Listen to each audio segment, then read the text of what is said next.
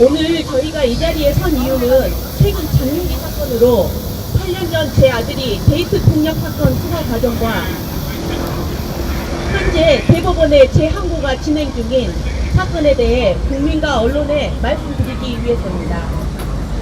지난 8년 동안 저희 가족은 이 사건으로 인해 큰 어려움을 겪었습니다. 가족의 일상과 신뢰는 다 깨졌고 8년 동안 저희 가족들은 고통을 가슴에 안고 살고 있었습니다. 그러던 중 장윤기 사건을 접하면서 제 아들은 더 이상 침묵해서는 안 되겠다고 결심했나 봅니다. 자신이 당시 수사 과정에서 어떻게 강압 수사를 받았는지, 어떻게 인권 모독을 당하면서 강제로 수사를 받아서 조작 수사 끝에 감옥에 갔는지, 그리고 왜 지금 이 문제를 국민 앞에 알리고자 하는지를 직접 말씀드리겠다고 이 자리에서 마이크를 들었습니다. 특히 저희는 경찰 고소한 사건의 경찰 조사 단계에서도 검찰의 보안 수사 과정에서도 스모킹건인 서구청 CCTV 담당했던 공무원의 진술조서가 있습니다. 그 진술조서에는 분명히 서구청에서는 흑백 CCTV를 준 적이 없다, 칼라를 줄 뿐이다 하는 진술 내용이 있어서 그게 스모킹건이기 때문에 그걸 찾아달라고 그렇게 검사 단계, 경찰 단계에서 요구를 하였지만 저희의 증거는 무시되었습니다. 그리고 재정신청마저도 기각이 되어 법무법인 지역 손소 변호사님께서 재항고 중이십니다. 이제부터 당시 수사 과정에 어떤 문제가 있었는지, 자기가 당했던 것을 제 아들이 마이크를 잡고 말씀을 드리겠다고 합니다. 끝나고 난 뒤에 어떠한 과정이 있었는지, 경찰들은 어떻게 이렇게 조작을 해서 무고한 사람들, 특히 이 상대편의 여자아이가 굉장히 권력갑니다. 광주에서 이를테면 최순실, 정유라 같은 그런 역할을 하고 산 사람들입니다. 광주 집안, 제가 8년 동안 경찰서를 돌아다니면서 이 사람의 이름을 모르는 게 없었고, 이 사람은 이 말을 해야 할지는 모르겠지만 그 경찰서장의 본처가 아닙니다. 본처의 딸이 아닙니다. 그런데 이 자기가 경찰서장 사모님인 것처럼 광주 지역에서 사모님, 소장님, 사모님 소리를 들으면서 자기 집에 일어났던 모든 사건과 사고를 이 동부경찰서, 광산서, 이 광주에 있는 경찰서 형사들, 자기 남편이 소장으로 있었을 때 순경으로 들어왔던 사람들이 지금은 다 경찰 형사과장급, 팀장급에 다 앉아있으니까 모두 이 사람의 말을 피해자 코스프레를 해서 돌려줍니다. 가해자이면서도. 그래서 굉장히 그런 제가 지금 말씀드린 거는 증거를 가지고 말씀드리는 거고요. 동네 사람들의 녹취가 다 있습니다. 이들은 전부 동구서 김인환이가 다 봐줘. 동구서 김인환은 이들의 수사를 그리 가져가면 전부 해결해 주는 거야. 그 김인환이라는 사람은 제가 이렇게 공익을 위해서 말을 했지만 퇴직했습니다. 그래서 이것을 바탕으로 제 아들 말씀을 좀 잘 들어주시고, 이 나라의 그 사법체계와 그 경찰체계 정말 문제점 많습니다. 제 사건을 계기로 낱낱이 드러나서 저희 같은 사람이, 억울한 사람이 안 나타났으면 좋겠습니다. 감사합니다. 고맙습니다. 아유, 죄송합니다. 안녕하세요. 이렇게 나오는 모자이크 처리 해주시나요? 네, 시작하겠습니다.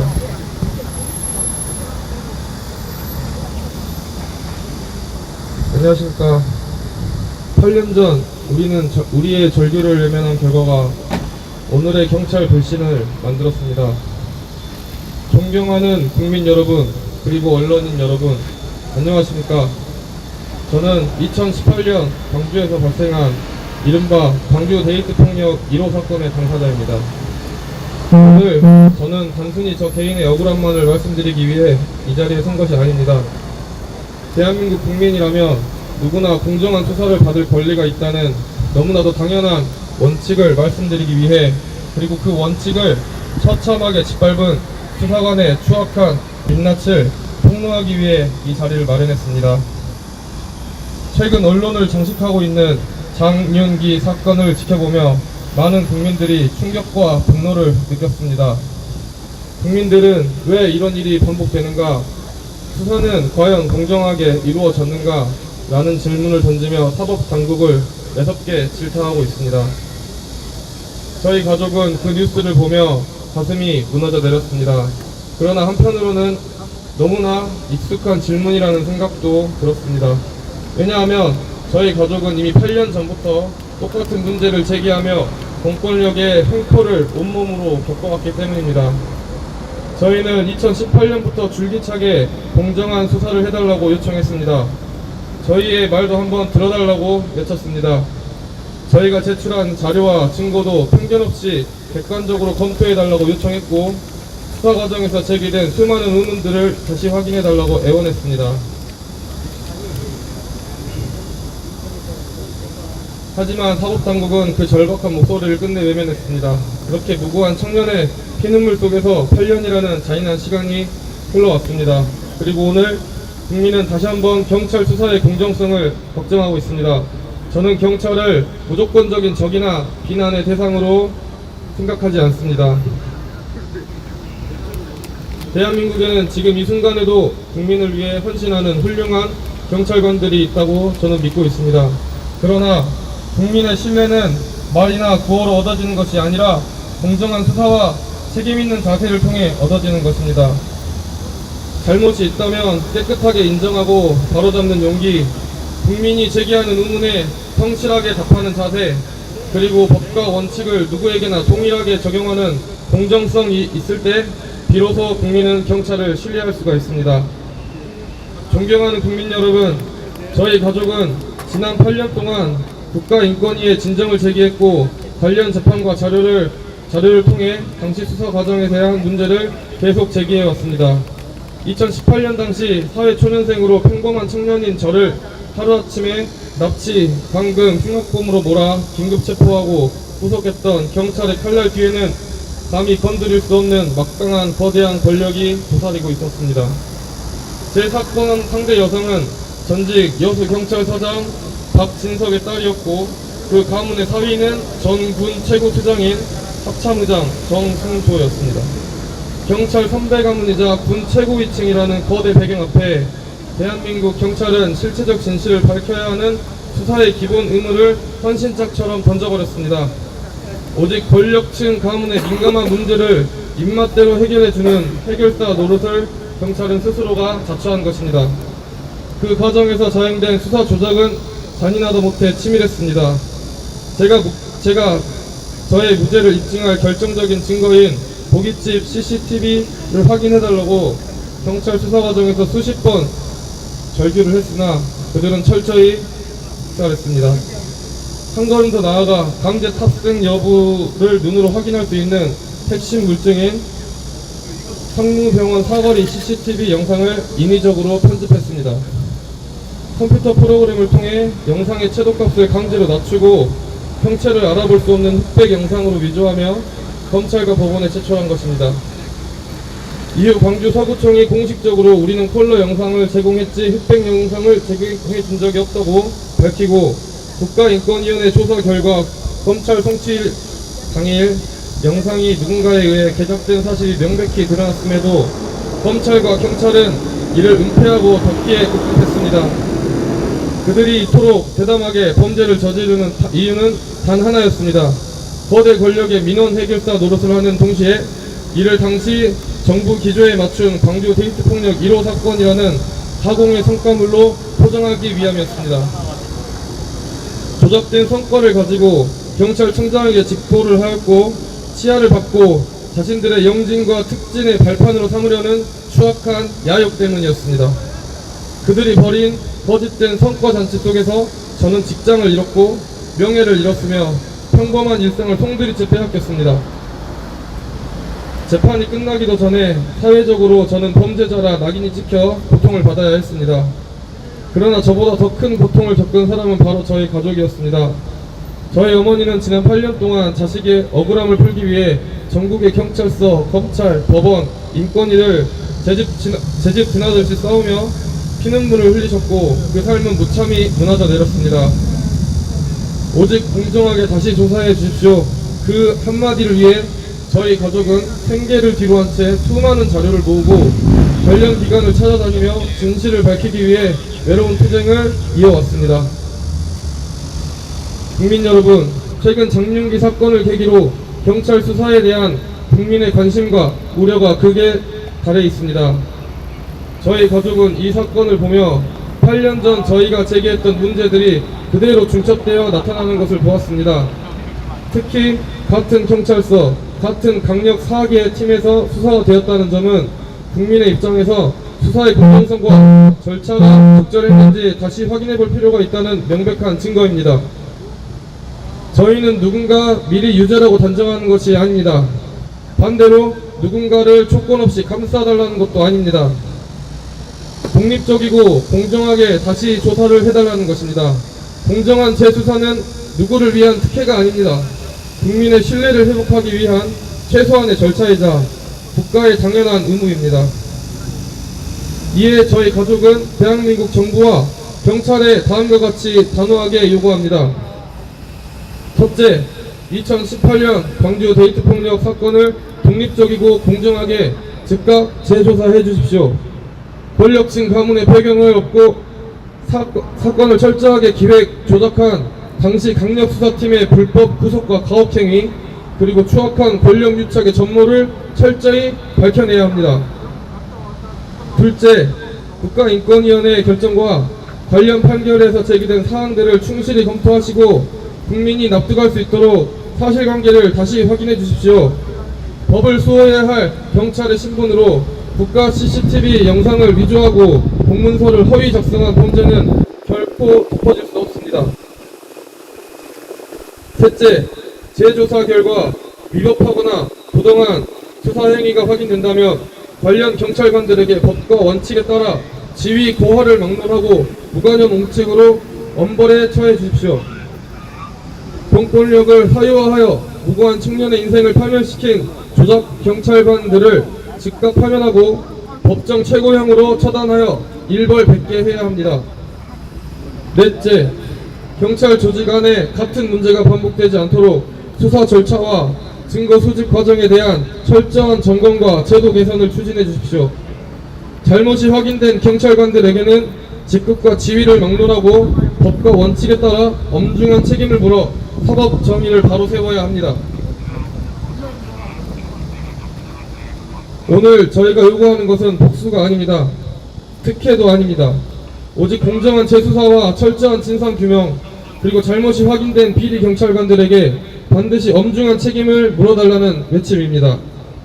그것이 저희 가족만을 위한 길이 아니라 대한민국 경찰의 신뢰를 회복하는 길이며 앞으로 이 땅에 우리와 같은 억울한 피해자가 더 이상 생기지 않도록 하는 유일한 방법이라고 믿습니다.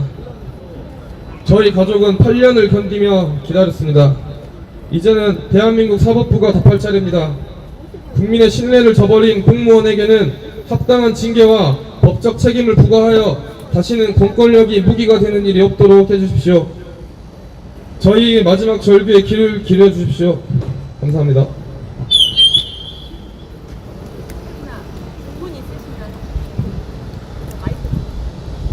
기자분들 질문 있으시거나 하시면 간단하게 제가 답해드릴게요. 상대 여성이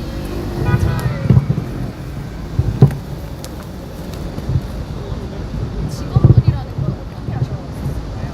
예? 상대 여성이 법정에서 그 상대 여성이 나와서 판사에게 말했습니다. 이번 일로 우리 아버지가 돌아가셨다고. 이번 일로 돌아가셨다고 했는데 그 아버지는 100살 먹은 사람입니다.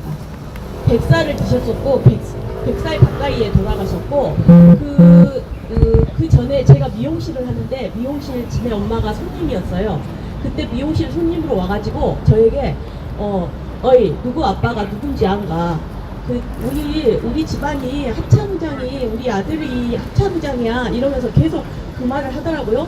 그래서 제가 경찰서장이고 이 여수 경찰서장이었고 합참의장이었던 사람의 이 인터넷에 그렇게 이름을 타서 찍어 보니까 2020년 7월 19일 한국경제 매일 한국매일경제 조선일보 이런 곳에서 후보장이 뜹니다. 예, 2020년 7월 19일 후보 전 여수 경찰서장 사위 누구 합참의장 해가지고 후보장이 떠서 저희는 완벽하게 알게 되었죠. 예.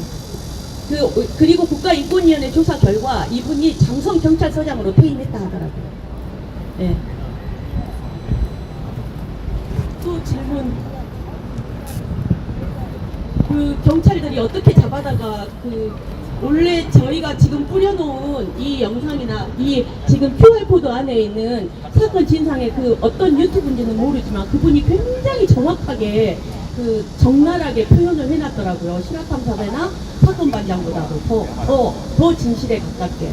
근데 그 유튜브를 보면 조작하는 과정이 나옵니다. 이 얘는 그 영상 녹화, 그러니까 얘를 긴급 체포하기 전에 이미 이들은 얘가 이 범인이 아니라는 걸 CCTV를 확인하고 알았어요. 이 여자애가 거짓말을 한다는 걸. 그랬는데 그것을 무시하고 긴급 체포를 한 거죠. 또 이 얘를 임의 동행할 수 있었습니다. 왜냐하면 그 전날 얘가 그 경찰들 앞에 나타났으니까. 하지만 이 경찰들은 이 얘를 그냥 돌려보냅니다. 그냥 돌려보내고 그 다음날 긴급 체포를 하죠. 자연스럽게 잡은 것처럼. 이거 굉장히 중요한 사건입니다. 그리고 잠깐만. 방금 저희 어머니께서 말씀하신 부분 최근에도 비슷한 일로 되게 이슈가 되고 있더라고요. 경찰이 자수하려고 하던 남자를 밖으로 불러내가지고 마치 긴급 체포하는 것처럼 자신이 체포했다라는 식으로 주소에 작성을 하기도 하고 그런 부분이 좀 문제가 되고 있는 것 같은데 저의 체포 과정도 약간 비슷한 면이 있었습니다. 제가 긴급 체포 받기 전날 제가 그 상대 여성의 그 소지품을 저와 함께 다니다 잃어버렸다는 이유로 제가 그 여성의 소지품을 찾으러 광주 일대를 돌아다니고 있었어요. 그때 그곳에서 제가 그 경찰들을 만납니다. 그 경찰들을 만났고 그 안에서 제가 그 상대 여성의 소지품을 확인을 하고 제가 그거를 갖다 줄 테니 저한테 달라고 해서 제가 그 형사한테 그 소지품을 받아요. 그리고 다음날 제가 긴급 체포를 받게 되는데 제가 이거는 문제가 될 거라고 생각 안 했는데 최근에 이것도 사실 체포를 이런 식으로 하면 안 되는구나 경찰들이라는 걸 알게 돼서 이런 부분도 이제 문제를 삼으려고 하고 있습니다.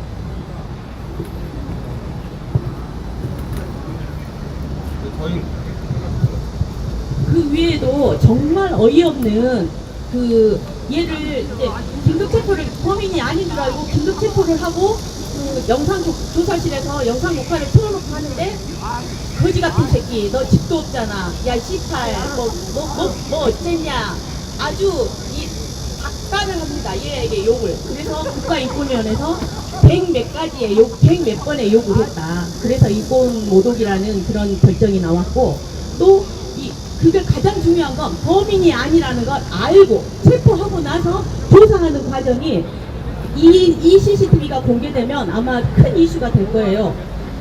경찰들은 이렇게 조작을 하는구나. 범인으로 잡기 위해서 이렇게 이 무고인 애기를 데려다가 이렇게 족치는구나. 이게 저희한테 영상에 다 있습니다. 이게 필요하시면 저희가 제공을 하도록 하겠습니다. 그 과정에서 들어와서 사담을 나누는 경찰과의 사담을 나누는 시간에 다른 경찰이 A4 용지를 갖고 들어옵니다. 야 아무것도 물어보지 마야 녹화보면 다 나오니까 다 엎어지니까 그냥 얘기게 써진 대로만 말해 써진 대로만 물어봐 이렇게 경찰들끼리 자기들끼리 지시하는 내용이 CCTV에 다 담깁니다. 그리고 나서 그 경찰이 A4 경찰이 나가고 난 뒤에 이 경찰을 혼자 중얼거립니다. 그럼 지가 수사를 하지 뭐 씨발 뭐 불기소하면 안 될게 이 새끼 기소해야 되니까 나한테 어쩌라고 그럼 지가 수사를 할 것이 이런 내용들이 정확하게 녹취가 돼가지고 나옵니다. 그 내용들에 그러니까 우리 아들이 불기소 이런 소리가 나니까 뭐요? 이렇게 딱 내다보니까 그 경찰이 막 조용히 해. 너 처치하는 건데 니하고 상관없다. 니 처치하는 거야. 이렇게 막 니 처치하는 거니까 너하고 상관없어. 이게 CCTV 내용에 그대로 나옵니다. 이거는 윗선의 지시가 있었다는 것이고 이 애를 이미 데이트 폭력범으로 몰기 위해서 했다는 것이고 지금 현직에 있는 전남경찰청 고위 간부 전 광양경찰서장 송모 총경 그 사람이 광주경찰청 강력대장으로 있었을 때 기자님들에게 계속 협박을 합니다. 이거 기사 쓰지 말라고. 이건 제가 증거로 제출할 수 있습니다. 기자님 직접 저에게 말씀하셨습니다. 그리고 그 총경이 이 지금 퇴직한 이 아이의 사건을 맡았던 이 형사팀장이었는데 저에게 제보가 왔습니다. 내가 이 사건을 이제 그 여자아이가 우리 아들을 폭행해놓고 우리 아들이 투수록 했다고 하니까 제가 약고소를 했을 때 그 여자아이가 3일째에서 모해위증을 받습니다. 그 과정에서 우리 아이를 수사했던 서부서 형사팀장님께서 저에게 그렇게 말씀하셨습니다. 내가 이 사건을 이 사건을 다루면서 이상해서 경찰청에다가 제시를 했다 이거예요. 이 사건 이상합니다. 이거 다시 없고 새로 합시다. 그렇게 말을 했을 때 지금 현 경찰청 전남경찰청 무슨 국장이더라고요. 전 광양경찰서장이었어요. 작년인가 재작년. 그분이 야 니기는 니기 일만 해. 간섭하지 말고 이 수사의 이 잘못을 그 다음 단계의 형사가 건의를 했는데 이걸 담당하고 있었던 경찰청에서 조용히 하라고 입다물으라고 이런 식의 수사를 받아서 저희는 완전히 표적 수사를 당한 거죠. 제가 마지막으로 하고 싶은 말만 하고 그럼 기자회견을 하겠습니다. 사실 장윤기 사건이 되게 이슈가 크게 되고 있는데요. 저는 특히 광산서에서 이런 일이 벌어질 거라는 거를 이미 8년 전에 알고 있었습니다. 당해봤고요.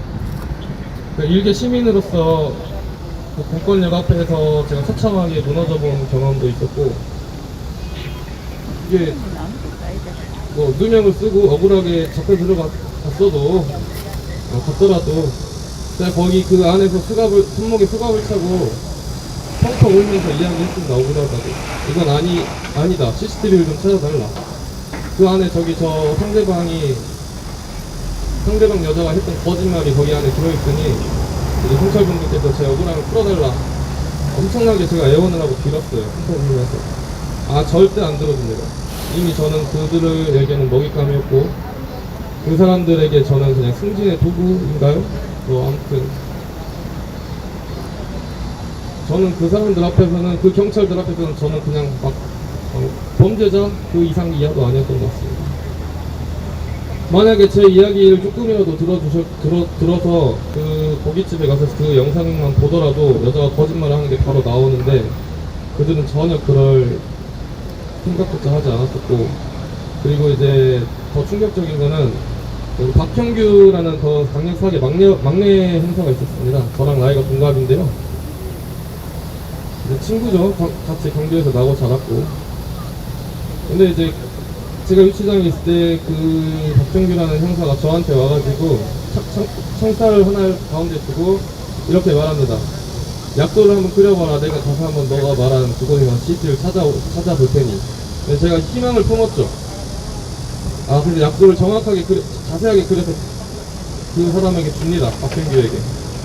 한 4시간인가 5시간 지났을까요? 오후쯤에 저희가 와가지고 이렇게 말을 하더라고요. 좋은 소식이 있고 나쁜 소식이 있다고.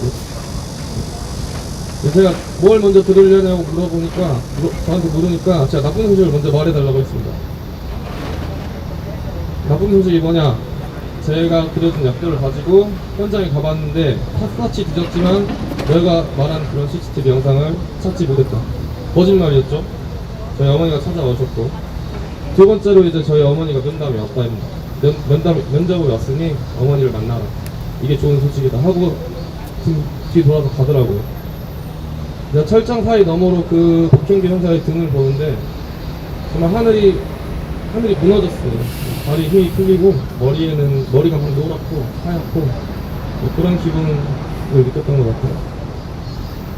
근데 제가 그 형사의 말을 정말 믿기 싫었는지 믿을 수가 없더라고요. 저도 광주에서 나고 자랐고 광주에 있는 그 거리들 다 제가 어렸을 때부터 뛰어놀던 그 건물들, 보던 건물들, 어머니한테 면접에 와서 어머니한테 그 다시 약속을 드려서 경찰들 못 믿겠으니까 엄마가 한번 가서 찾아봐주세요.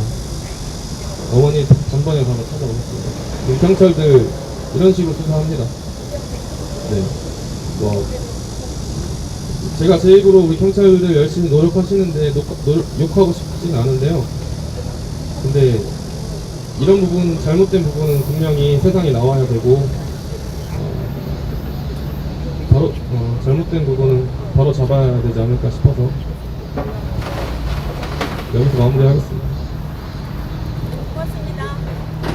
고맙습니다. 다른 건 전화 주시면 제가 말씀드리겠습니다. 감사합니다.